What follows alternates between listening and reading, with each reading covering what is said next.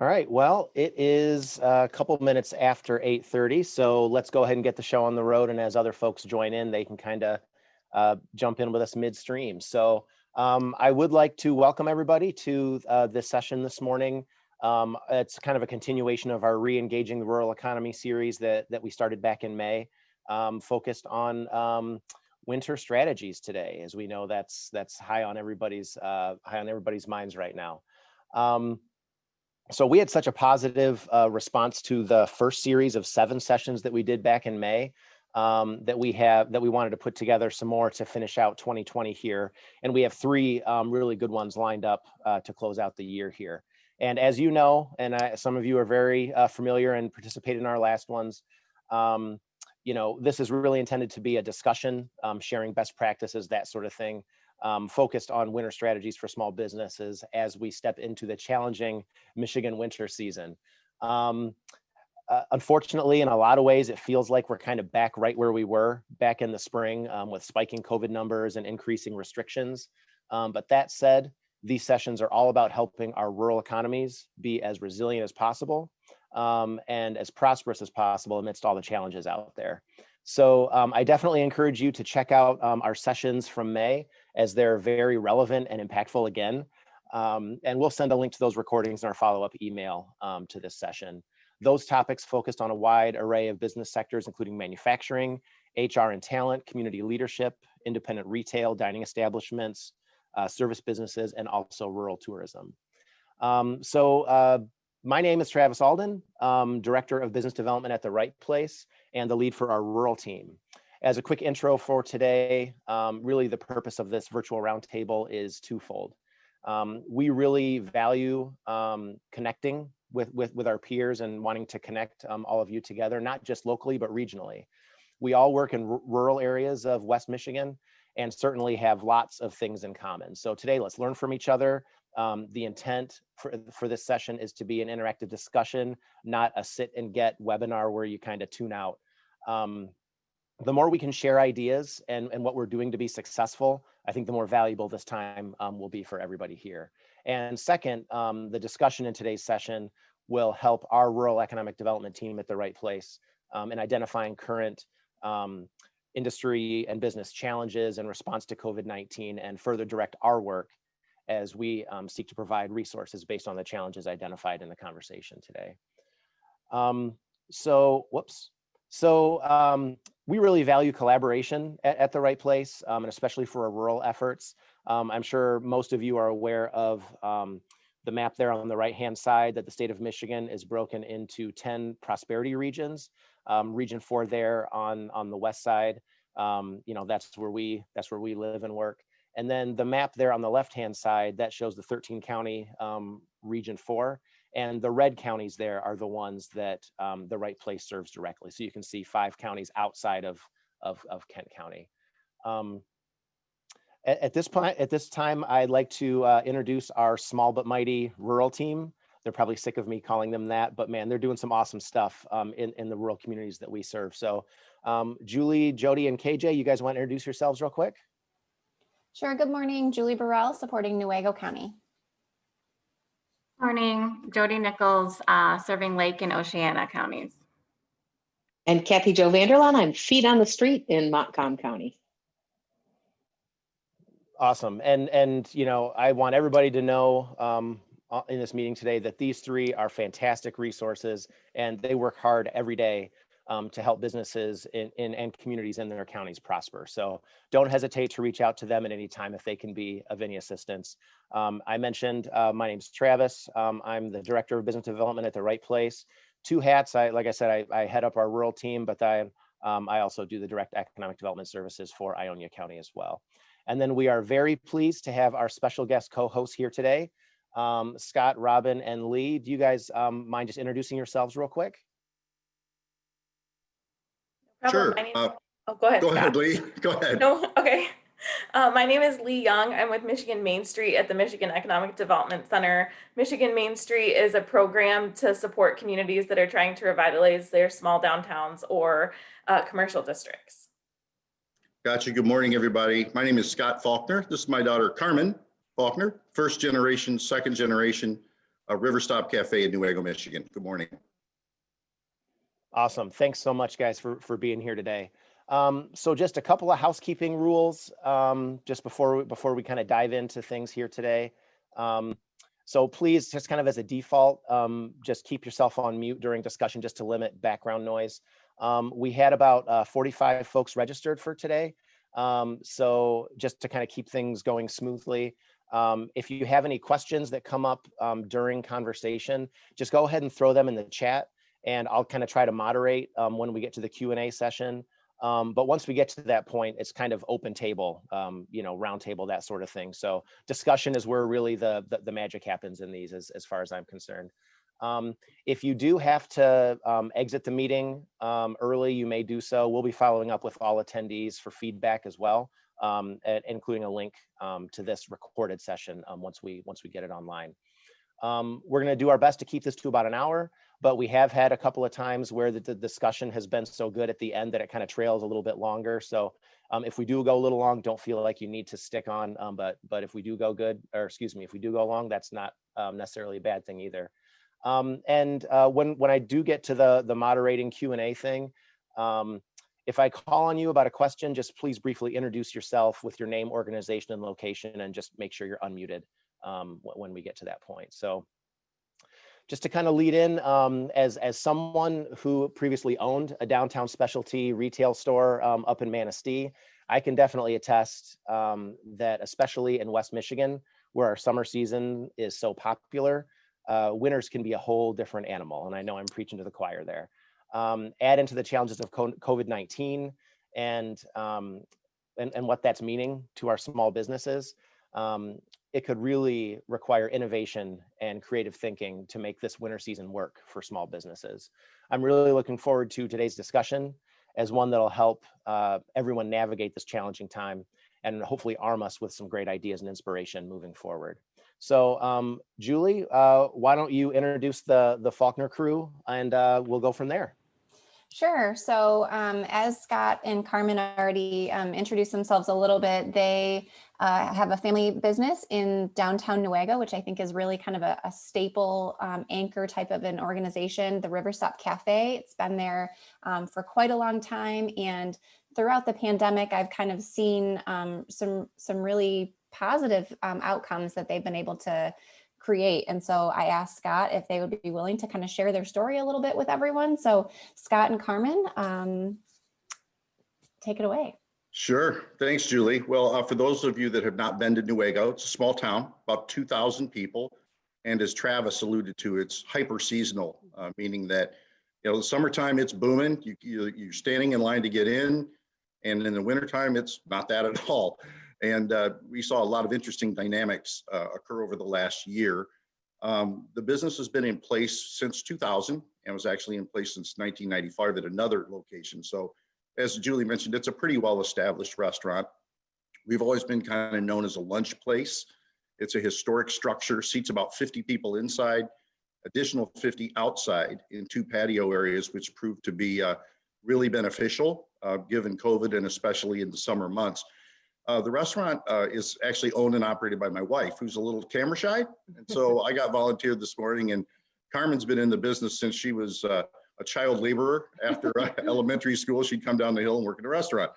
So Carmen can see things through a millennial perspective and maybe through a different set of eyes than yours truly. A few takeaways, and I'll let Carmen talk to this a little bit more about what we did. Rule number 1 for us is we didn't close down. We kind of saw early on that the pain of reopening, or maybe the possibility of reopening, was not given. If you close, your people leave you, your customers leave you, and reopening is a chore. Now that doesn't mean to say that it was a delightful experience. Going and losing 90% of revenue in the first week is not exactly a fortifying exercise. But what happened is it started to rebound a lot from there. And my wife, Robin, decided to make some pretty important strategic moves early on, like greatly reducing labor. If your revenue goes down, you better chop your labor costs down.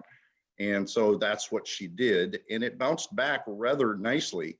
And I think Julie and I we talk fairly frequently on a number of things, and big shout out to the Right Place, Travis. You guys do great work in a rural area and bring to bear resources that we simply could not do on our own. So we're grateful for that kind of support for the Right Place. And Carmen, maybe you want to talk a little bit about what your perception was and also your experience as we kind of bounced back off the floor, say in March or April of this year. Yeah, I think one of the biggest things, one of the great things about having a business established in the community for so long is you kind of keep adding on to it over the years. It started out as just a cafe, coffee house. That was when I was a child laborer. Back when that was still fashionable. Grew into mostly a lunch place, as he said. Then they added a bar, which was about 8 years ago now. A full liquor license, which we did not have before. And then after that, we had always stayed open later, but we added a dinner menu and tried to kind of branch out further. So we were doing 7 days a week, breakfast, lunch, dinner, coffees, just it's a lot of things. Special brunch menu on Sundays. And so one of the most important things when everything started to shut down was kind of reestablishing the most important niche that we had, which we determined to be lunch. 65, I would say 65 to 70% of our business occurs between the hours of 10 and 2. So rather than staying open from 7 until 9 or 10 p.m. every night, we reduced that and started opening at 9, 8 or 9. I think now we're at 8 a.m. Until just 3 p.m. And then we decided to keep 2 evenings open, Friday and Saturday, which tended to be our busiest ones, until 8 p.m. But outside of that, we were closing early. And so instead of being a two shift restaurant where we had our morning from 7 to 3 and then our closers from 3 to 9 or 10, we just have one shift. And it happened to work out okay with some of our staff who were either going back to school or decided to lock in entirely with their families, that we didn't have to, lose too many of our staff. Obviously, there was some of that. But the biggest thing was just really focusing on what are we best at, and let's just do that at this time. And the community, thankfully, was very supportive and understanding. And it actually left more room for other businesses in the community that are more geared towards dinner to thrive during those hours. And so we found that it was good for us and good for our neighbors who operate during different hours and have a different clientele or a shared clientele. One of the other not obvious benefits is when you go from a staff of say 16 to a staff of 8, your life just gets easier. And it's okay to say that. It's okay to say, okay, we're going to be closed 4 nights a week. Well, that drives my wife, Robin, crazy, right? Because you'll have people at 3 o'clock coming in the door, knocking on it. They're like, sorry, we're closed. It makes her crazy, because I think any business owner that's on this call knows that we all nibble around the edges. How can we grow here? How can we grow here? How can we grow here? And you create this elaborate labyrinth of things that you have to then maintain and staff and pay for and all this other stuff. And so what Carmen's commentary is a lot is just getting back to the core business. What are you? And in the case of the cafe, we're a lunch place, and we're happy to be a very popular lunch place in our town. And you know what? That's enough. We do have people that come in still for breakfast. We have people that come in as late as 2:45 for dinner because they just want to come to our place. And so what we found is the market changes a little bit to accommodate this new schedule. And I wouldn't say that there's a lot of joy in being closed more, but it's sure a heck of a lot easier to clean up. It's a lot easier to redecorate. It's a lot easier to remodel. It's a lot easier to focus on things like that. So, one lesson is don't be afraid to contract a little bit and get good at your core business. Don't be afraid to do that. It's okay. And being open 7 days is not mandatory. It's certainly not even possible sometimes in the winter months. And Julie, one of the reasons I think you invited us to be on this call today too is Robin watches all the numbers all the time, right? We've had a month or two that was over our last year month. This is with reduced hours, greatly reduced hours. It's closing at 3 o'clock instead of 9 p.m. and to still have a couple months that were over revenue. So we attribute that to awesome customers, right, that continue to show up, and a community that really does amazing things in support of local restaurants and other businesses. And in talking to our peers in downtown Newaygo, large retailers, they've experienced similar things. People do want to get out. They do want to visit places. This latest COVID restriction, who knows? But at least we have a model now that we know we can depend on. We've already reduced it to our core business. We're just going to start watching labor again. And if we have to step on the hose, so to speak, we're going to step on the hose again. The other secondary benefit is if you go from a staff of 16 to 8, it's a time to cull the herd, so to speak. Anybody that's managed large groups of people knows that if you had to get rid of half of them, or if you had to get rid of 2 of them, who would they be? And then you just got to do it. There's no joy in that either. There's no fun in that. These are real people attached to real jobs. They have children, they have families. There's no joy in that at all. But it has to be done. And the result is you have a more cohesive, energized team because they're grateful to have a job that still pays them well. In the service industry, the tips went crazy over this time period because people were grateful to come in and be able to sit down, have a meal, live a more normal life, and they rewarded their servers disproportionately from previous years. I think And that's just community. Yeah. That's just a thank you to them. And I will say, yes, there were months that were good. There were also weeks that were bad. And looking forward now, we have a couple events that come up in the next month that usually bolster us throughout the winter season that we're not going to be able to have anymore. So certainly this next month is not going to look like that. So it's not, yes, there were great things. It's also bad. It is a cut. You know, we are losing some of our events. We're losing some of our community events. And so it's not all rainbows and certainly. unicorns. That's right. But yeah, there were very positive outcomes to having those reduced hours and having a reduced staff, and just kind of simplifying the business model. We do want to open back up in the evening, but we'll have reevaluated how we do that, what works and what doesn't at that point. And we're not there yet. We probably won't be for throughout the winter months. Especially going into the winter months, the idea of adding more hours, probably not on the list. For us. Mhm. But those are just some of the lessons. It's not rocket science, right? What is your core? Stick to it. Get as good as you possibly can. It gives you an opportunity to reevaluate how your systems work. When you all of a sudden go from 100 miles an hour down to 60, you notice things that maybe you didn't notice before because you're going so fast all the time. And it's like, oh crap, we do have to upgrade our POS. We do have to upgrade our phone system, and you have time to think about that, but the resources aren't there. The other thing that, since I'm handing out kudos to the right place, one of the things that they were very good at is making sure that we were, and other businesses were very aware of grant opportunities through MEDC, through the CARES Act. We jumped on every one we could get our hands on. Typically, small businesses are not looking to government to fix their problems. I think that's safe to say. That being said, when government has created a problem, I'm going to take every nickel we can get from them. It's okay. And Julie and our bank was really useful. I guess the lesson to be said there is don't be afraid to ask for help. I mean, Julie is terribly aware of everything that's available to help small businesses of every kind, not just restaurants, not just retailers or anything else, but of all kinds. And if you don't dig into it, and if you don't pounce on those opportunities, you're leaving money on the table that can help get you through this. So don't be afraid to ask for help. Also, don't be afraid to act very quickly.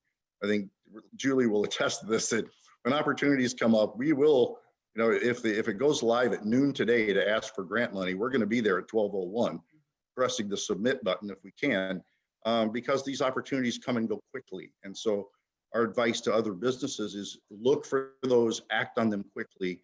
And sometimes you get lucky and sometimes you don't. But we were very fortunate to get a PPP loan. We met all the qualifications for forgiveness. What we have learned is the EDA is not so quick. You know, you can't, they're not really ready to process the forgiveness documents. So we're hoping that it's a loan or a grant and not a loan at this point. But take advantage of those situations, and through those things, the cafe is going to be just fine.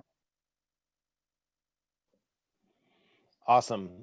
Thank you guys. And if anybody has any questions for Scott and Carmen, feel free to shoot them in the chat or just kind of, you know, tuck them in the back of your head for when we get to Q&A. One thing I did want to ask before we turn it over to Leigh is, you know, I think what you're saying, just, you know, focus on what you do well, you know, focus on what rings the cash registers, that sort of thing. Is there anything that you've learned or that you've implemented during this challenging time that, you know, let's say January 1st, everything's good, you can blank canvas however you want to reopen? What would you retain? What would you continue to do that you've done during COVID that, you know, once things get better? Well, I like to think that the cafe is responsive to the market. And so when the market bounces back, we'll bounce back with it, but it will be a day late, not a day ahead of time. You're not going to open all the evenings, for example, in anticipation of people returning to previous habits. I think the second round, especially since COVID seems to be a lot more virulent this next time around, people are more likely to hunker down over the next month and make for a really challenging November and December. Real or imagined, and it's real. It's a big deal. And so I think when everything gets back together, we will slowly, cautiously rev the cafe up or not. You know, it may be that my wife says, you know what, my life is a lot easier with one shift and with 8 people instead of 16. And, you know, once you're rounding mid 50s plus, it's okay not to grow everything in all directions all the time. So I think is that a reasonable response, Travis? Does that answer your question? I think, well, I'll just add to that a little bit. I do think that hours at this point is very important, just because we have found that the model has been fairly effective. It also has been very difficult to staff. I think that part of that is, you know, like we said, losing people. Some are staying home, some are choosing to stay home. It's also just been difficult to retain them because nobody knows what the future looks like.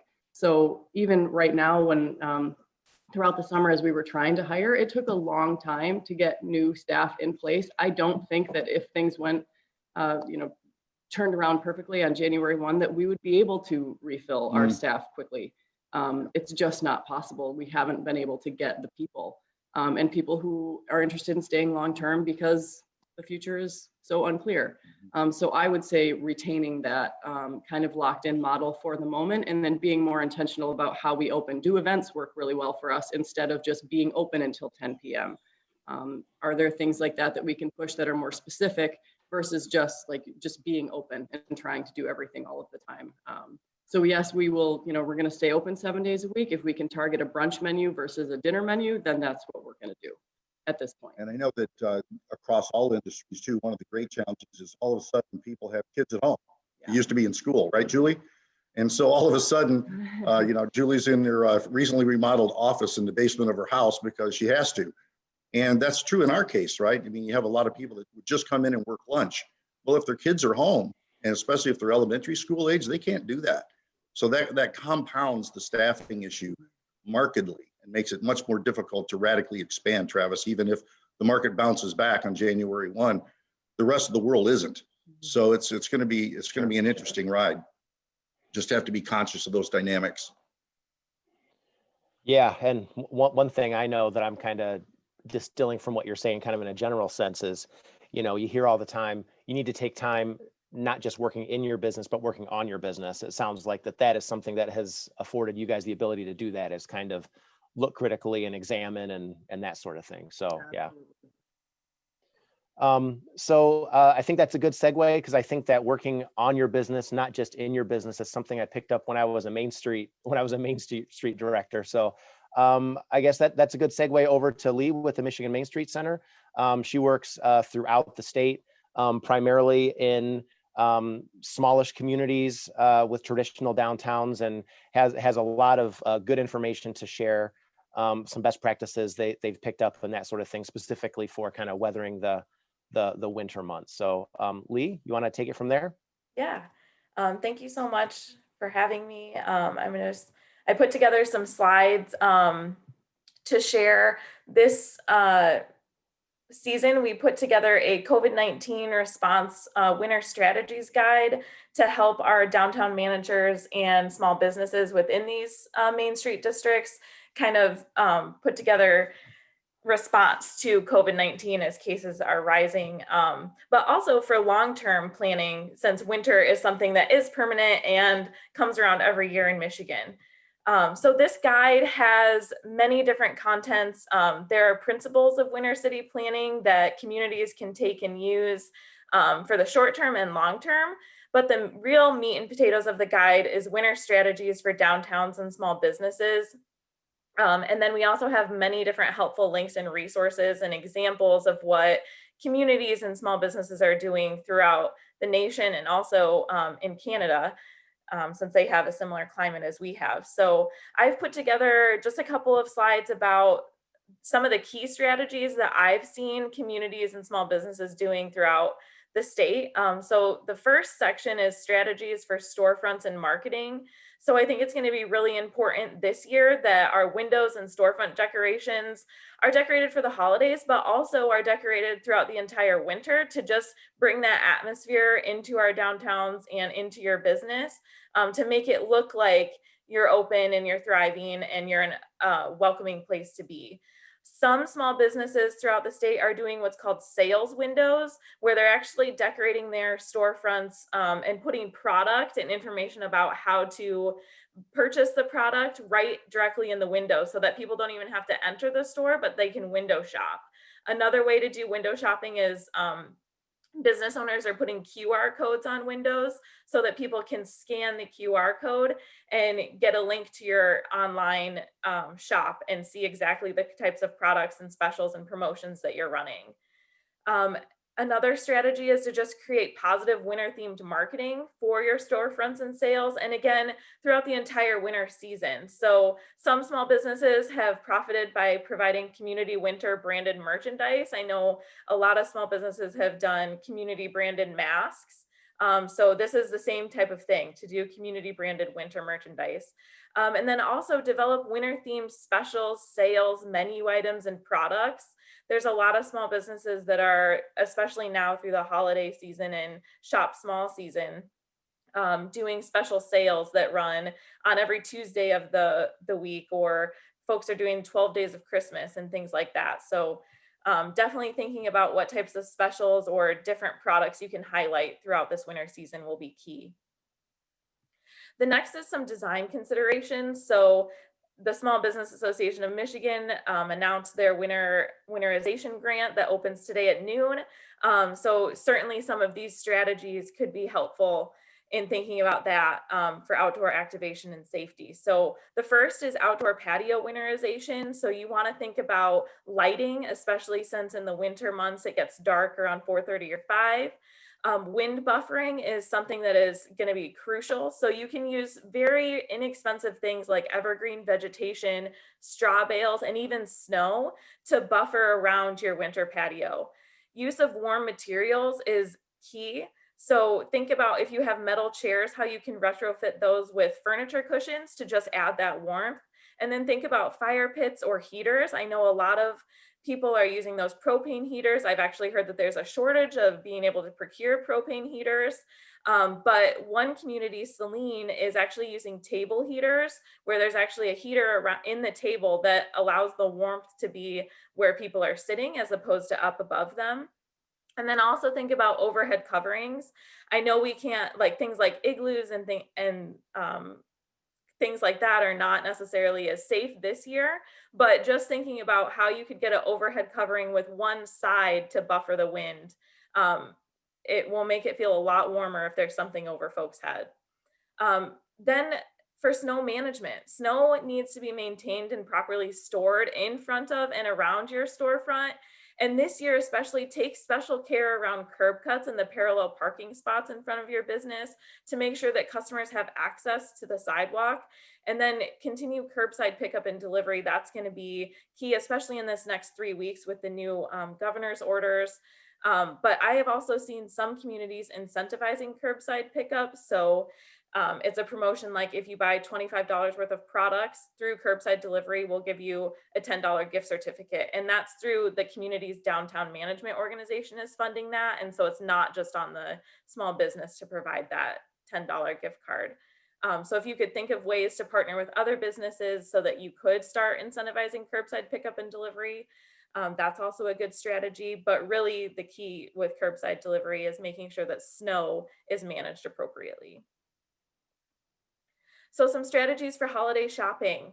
First and foremost, I think you all probably know that the holiday shopping season has started already. A lot of the big box retailers have started their Black Friday promotions already. And so we've seen a lot of our small businesses also start their Black Friday and Shop Small Saturday promotions starting now. And that's in an effort to kind of just spread out the traffic, right? So that you're not getting overloaded on Small Business Saturday.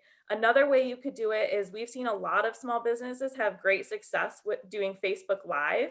So that highlights your business offerings, and it also highlights you as a small business owner. One community is also doing a downtown tour event where many different small businesses are going to be joining the Facebook Live and getting 5 to 10 minutes to showcase their business. So that's something that you could do as well, as coordinate that with the other small business owners that you have in your community. We've seen coordinated holiday and winter season shopping promotions. So Mylan, I would encourage you to check out their Facebook page because they have really great shopping promotions that all of the small business owners have rallied together to do. Things like discounts and gift card raffles for shopping on Tuesday, December 2nd. If you come in and shop and spend $25 at their small businesses, you'll be entered for a gift card raffle. And again, that gift card is being paid for by the Mylan Main Street organization.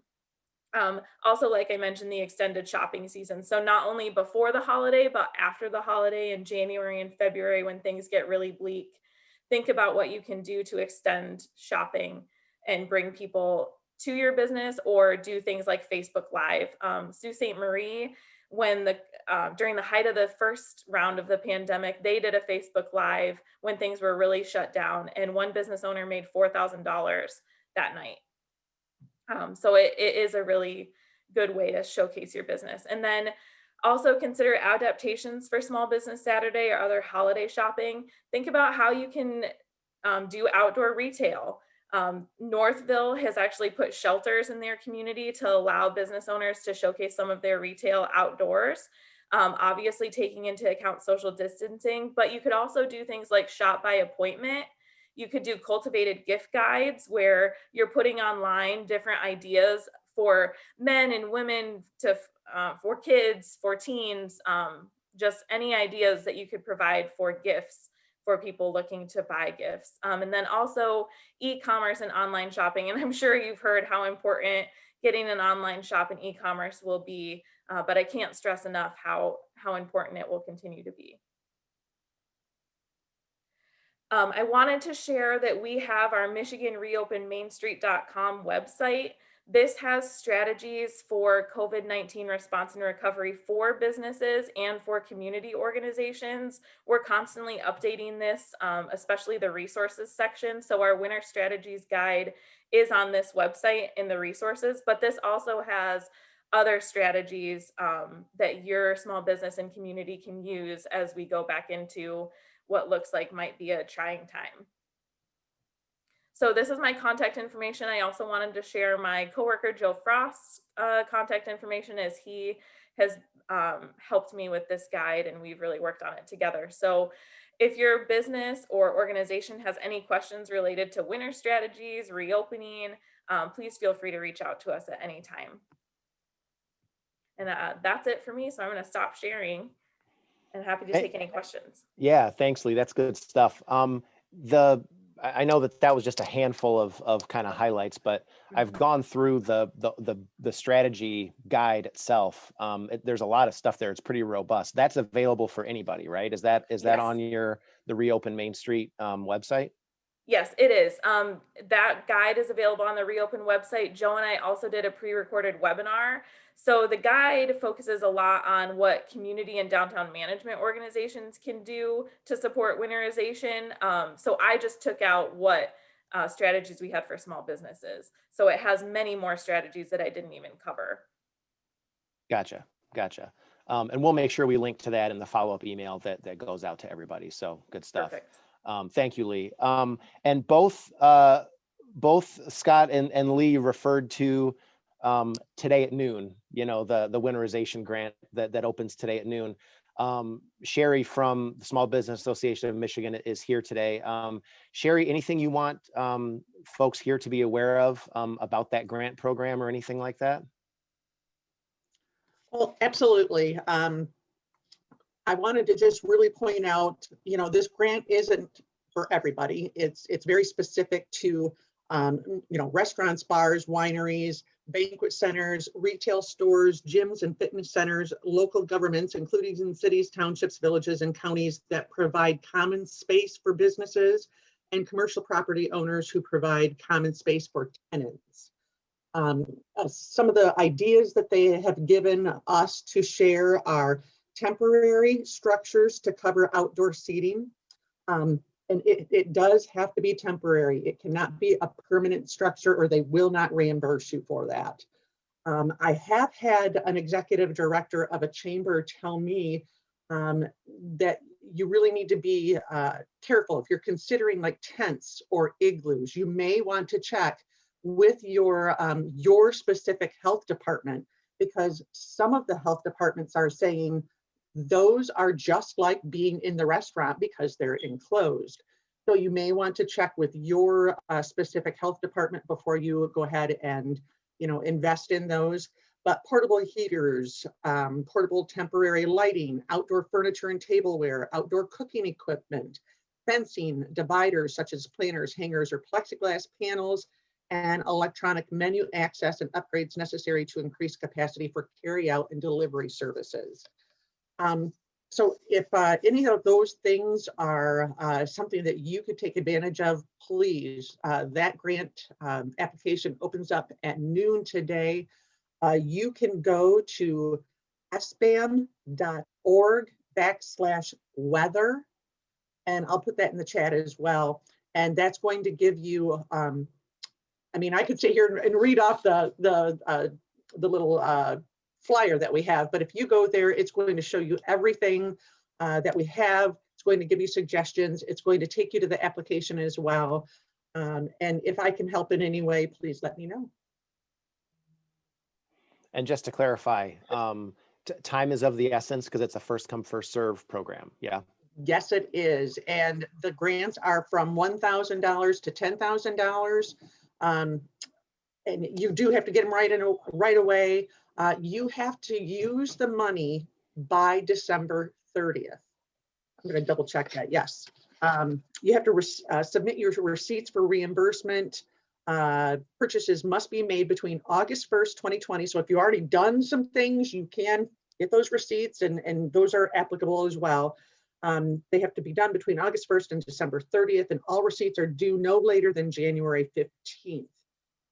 There was something else that I read that I thought was important as well. Oh, okay. So if you can't actually do the structure or the temporary structure or whatever you're planning, if you cannot get it done by December 30th, as long as you have the signed contracts and it is you're purchasing and getting all of that, that is supposed to be acceptable as well. Okay, good to know. Good to know. Thank you for that, Sherry. Appreciate it. And yeah, you said you'd throw the link in there in the chat. That's awesome. Yeah, SBAM has pretty much everything laid out really well on their website in terms of that grant. And since it is first come, first serve, we anticipate it going pretty quickly. Just because there is so much demand out there. So thanks for making that possible, Sherry. Appreciate that. Absolutely. So now we're into just kind of the open Q&A section of the discussion this morning. I did have a question come over the chat directly to me. Somebody was interested, Scott and Carmen, how you handled takeout. If you did a lot of takeout when people, I mean, you talked a lot about traffic, and times of day and that sort of thing. When you couldn't have people in, how did you handle takeout? And this is actually something that we're trying to improve now as well. We did a lot of takeout in the beginning, mostly with people just calling in. We don't have a system right now where people can order online. So we were doing takeout, limiting the number of people that came into the cafe, and then we were also doing curbside pickup. But we were doing all of that over the phone. So our menu is just on our website right now, and it's a small community, so a lot of people know our menu anyway. But we would basically just tell people to go to our website, have a look at that, and then it was all over the phone. They would call and pick up. And when we were entirely limited, obviously most of our business was takeout. We did try to do certain things that instead of just getting people to order a wrap to go, to try to do, sell 4 meals. We were trying to package them so that it was like, take and bake dinners, things like that. What was it? Oh, and desserts. Desserts were really important for us. So it's funny because normally people walk in, they see the deli case, and that's how we push those sales. But we ended up doing a lot of like whole whole cheesecakes or whole carrot cakes or things like that. And that was all just people calling, and then us either doing curbside or having them come in just for pickup. I'm sure this is true with other industries, but we ran into supply chain issues almost immediately. Like imagine being out of to-go containers. Yeah. So that's an interesting one. Right, so you switch to a takeout model, and then you run out of containers and you can't get any for several weeks. So there's been a number of issues like that. And I suspect we're going to run into them again in the next week or so. So it's going to be an interesting, probably ought to all go stock up on toilet paper if all of us know what's good for us, but that just exacerbates the problem, right? But that's how we adapted, and you just kind of switch gears quickly. Yeah, we are, that is, like I said, we're trying to update our system now, hopefully with this grant, to allow for online ordering, which is, we think will be very important going forward, because we don't know, how long we'll be shut down for no service inside. I did want to mention that, Leigh, great ideas that came from your presentation this morning. And especially important, what we do see, and this is not rocket science either, everybody knows that Amazon has gone bonkers in the last few months. And if retailers in a downtown area want to have a fighting chance, you've really got to take advantage of everything you were mentioning to get ready. And that includes restaurants. We have to be on our best behavior going into this season. Otherwise, people are going to go to Amazon and buy everything for Christmas, right? Which is a big problem for downtown businesses. Yeah, absolutely. Totally agree, Scott. Positive in response to that.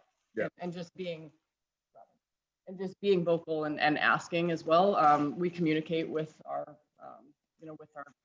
guests online and tell them, we need, we're trying to stay open for you. We're trying to do everything we can. Here's our plan.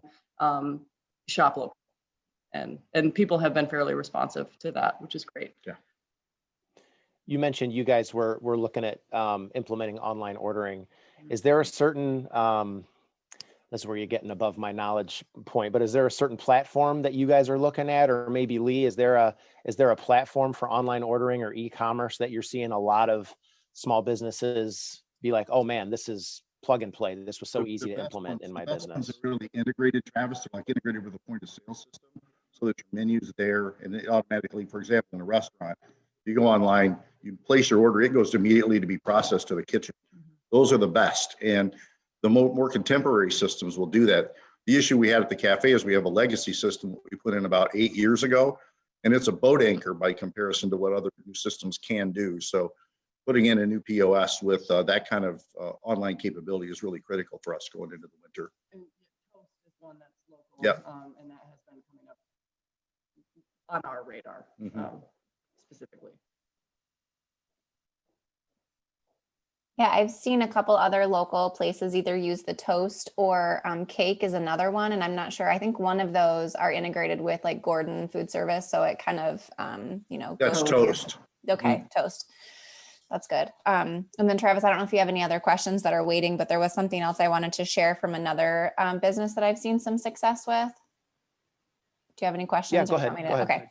Okay. So another business in Newaygo County that I've seen kind of be pretty innovative over the summer and since spring, but they like Mrs. Faulkner are a little camera shy and didn't want to get on today. So I talked with her yesterday, and it's the owner of Hit the Road Joe Cafe, which is in Newaygo County. And they are a really small space. They have capacity for only 42 people inside. And so when, the original kind of orders came in place, it didn't make sense for them to open at 25% capacity because it's just such a small place. So they went to go only. And one thing that I think is really unique that they did, which seems as a non-restaurant owner, seems like such a common sense thing, is instead of having your menu be 10 pages and trying to be everything to everyone, they stopped that completely. And they are doing one option every day. And it's a curated menu to say, okay, today it's meatloaf or whatever it is, either you like it or you don't. And, they have a limited number of it, and maybe it's 50 or 60, but they're selling out almost every day because they're just kind of having that attitude of we want to create something that tastes really good and is sourced from fresh ingredients and, kind of all those things that were core to their mission previously, but just doing one thing and doing it really well. Very smart. Same thing that Scott said. I mean, making sure you figure out what you're known for, what you do best, and do that really, really good. And that's how you stay open and stay successful. Yeah, good stuff, Julie. Thanks for sharing that. Jeannie had a question about website. I'm not sure if you mean like starting one from scratch or improving one for online sales.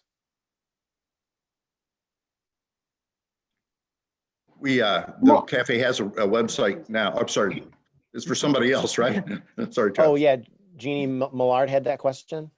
Yeah, I was just wondering, we have a website that we did kind of on our own to just to get our business started, but obviously this is like kind of where we're kind of weak. We're not really strong in this area, and we just want to know, I mean, do you guys have any recommendations on where we can go just to get some help so we can start launching a stronger website and to do the launch an online order platform and be prepared for it? It's just something that we're not strong in that area, but we just need some resources there.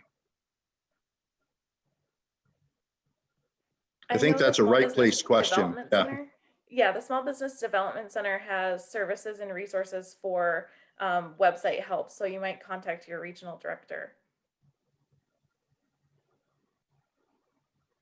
Okay.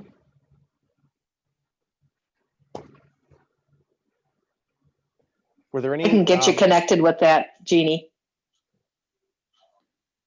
Okay, thank you.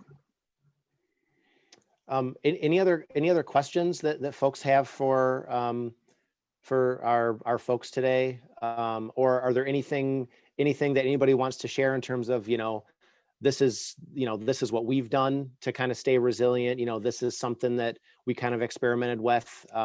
It worked well. Jennifer, I see you're on from Smyrna Bar. We had a good conversation about that last week. I see some chamber directors on here. Maybe you guys are seeing some cool things in your community happening. Anybody want to chime in? I can just reiterate what the folks from the cafe said, that we certainly narrowed down the scope of our services and had to break away from the mentality of being open 24/7. And that was a tough thing for the community to actually absorb and accept. So we faced a lot of criticism for that choice from our community, but it just wasn't feasible to continue down that path of continuing to try and offer on the off chance that somebody was going to order or stop by. And that is certainly how we're looking at our takeout right now, that we are limiting the hours. We're only doing it Thursday, Friday, and Saturday. And we're focusing on a core menu and doing unique specials every weekend to try and keep people interested, because we are in a limited community. There's a lot of competition, obviously. You can go anywhere to get takeout.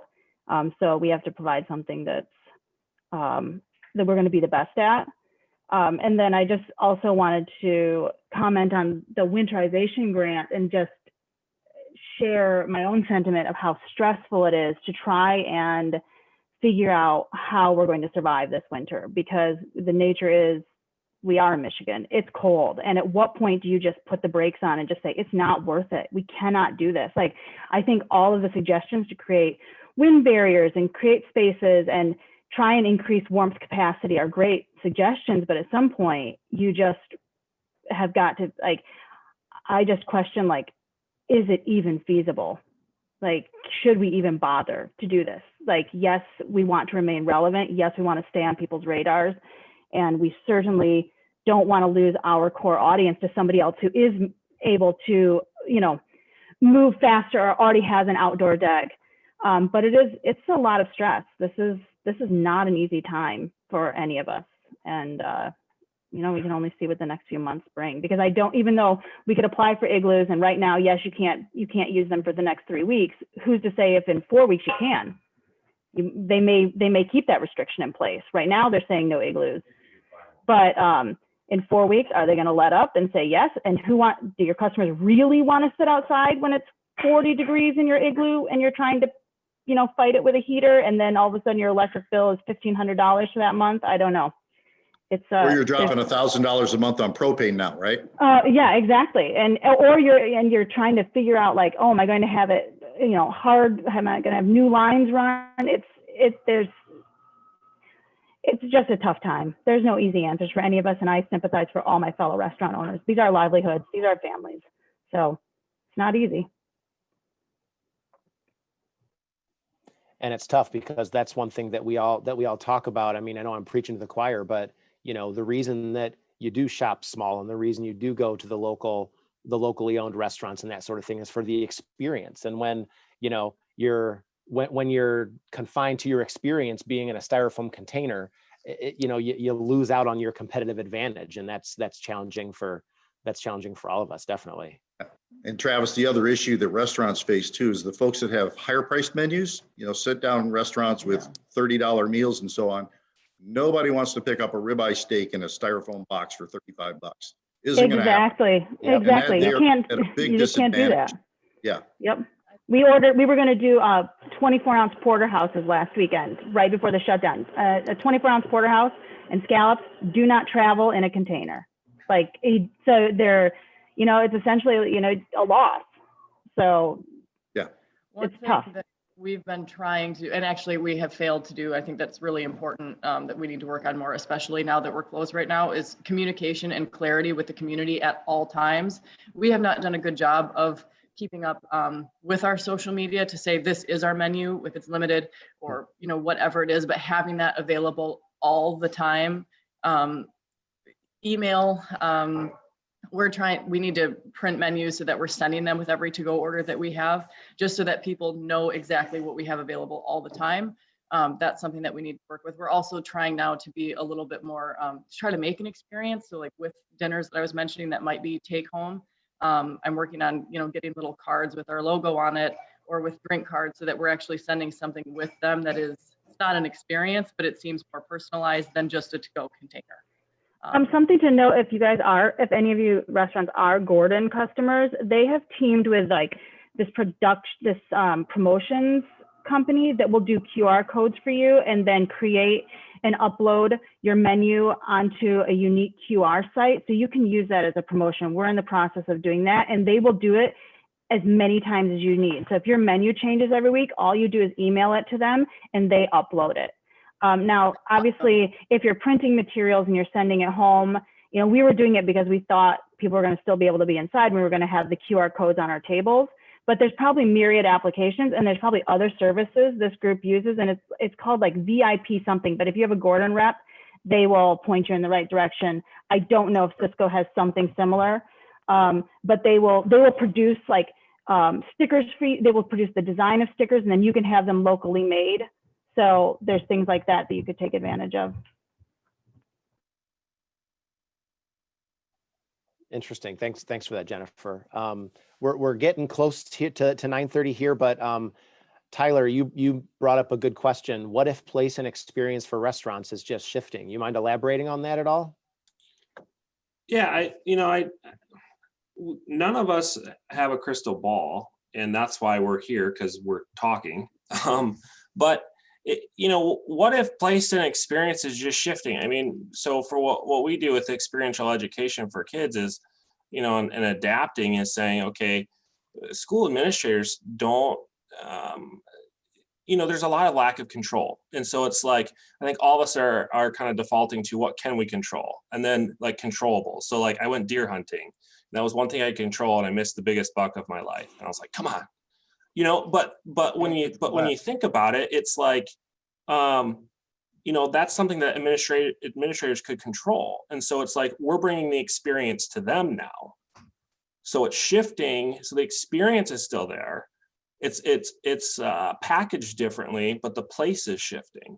And so, as a consumer of food, not, obviously, I'm not a restaurant owner. I'm not in that business, but when COVID all happened, it's like we purchased things that we could do as an experiential with our little kids. So we would buy food that we could build and put together. And so it kind of formed a bond and experience that we could have a conversation and build off of, because, I think all of us are kind of sick of, we're bored, so let's watch Netflix or Hulu. You know what I mean? Like, I think at some point, at some point, it's like, is this going to be a permanent shift? And for those that adapt and change, is, maybe the restaurant business needs to be connected with people that are, I don't know, delivering the food. I mean, what are the delivery services that we can, they become your mobile marketing. They're bringing it to other people and selling it for you.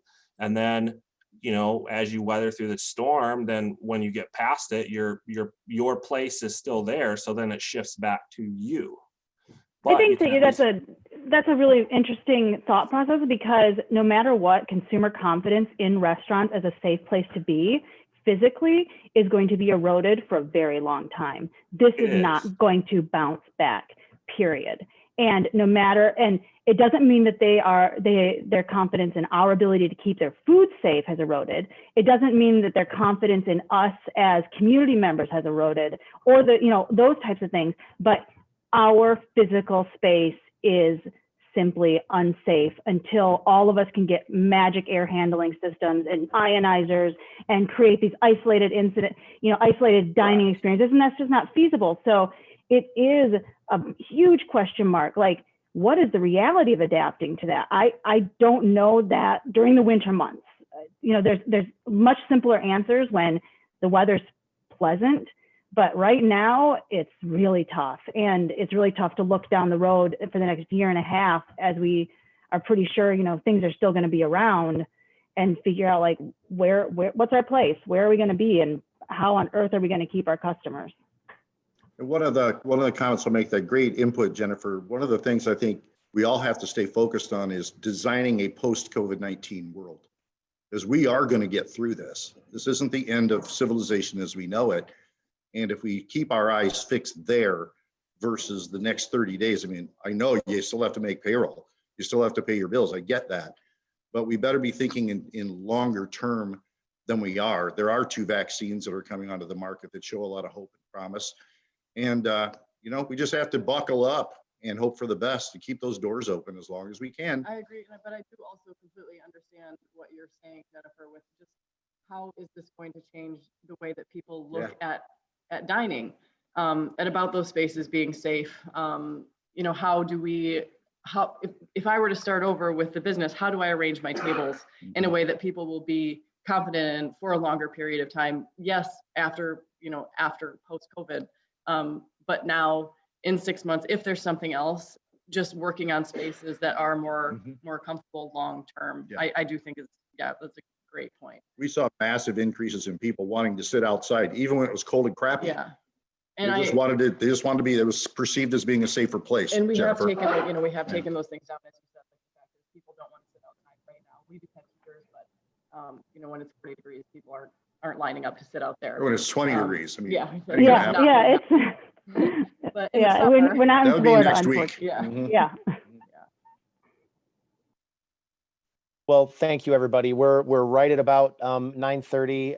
I didn't see any more questions come through. Any sort of closing or parting thoughts from Scott, Carmen, Leigh? One thing I did want to say is, and we've kind of gone down that road now, while we did have, good months in the summer and things did look good, it also is going to be really hard the next few months for us. There's a lot of things that we can do. We're going to utilize all the resources that we can, and we're going to try to be as creative as we can. But also, like Jennifer, as you said, it's just going to be a hard few months that we are going to muddle through and make adjustments as we can. It kind of seems like an ever moving target.